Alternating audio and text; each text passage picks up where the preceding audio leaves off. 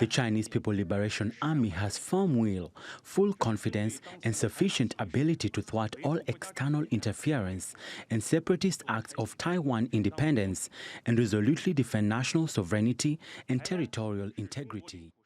Let's get some analysis and bring in Gareth Leather. He is a senior economist at the research company Capital Economics, and he joins me now from London. Gareth, thanks so much for your time for TRT World. Now, this is a new warning from China to the US and to pro-independence forces in Taiwan.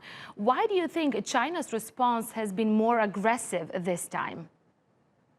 I think China is very much taking advantage of its position in the world in terms of the coronavirus, that having successfully got the pandemic under control, the economy is rebounding strongly. It feels more confident to act this way, especially with other countries obviously focusing on their own pandemic. So we saw in Hong Kong where a new security law was introduced, despite a big backlash against Western countries. So China's increasingly proving more confident and willing to confront the US in more areas.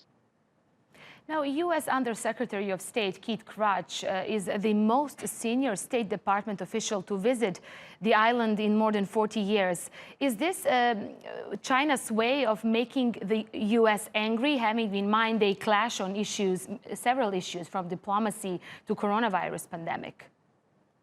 Yeah, it's China's attempt to do a warning shot both to Taiwan but also to the US that any kind of collusion, any moves towards Taiwan independence will be firmly opposed by China and could potentially lead to a military conflict as well.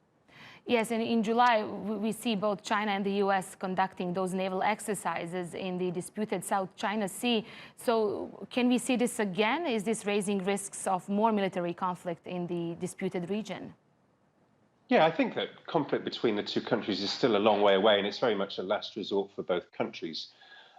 But it's certainly China's way of kind of firing a warning shot to the US that they still regard Taiwan as part of its territory, and they oppose any bid by Taiwan to declare independence. Gareth Leather, a senior economist at the research company Capital Economics. Thanks so much for that, Gareth.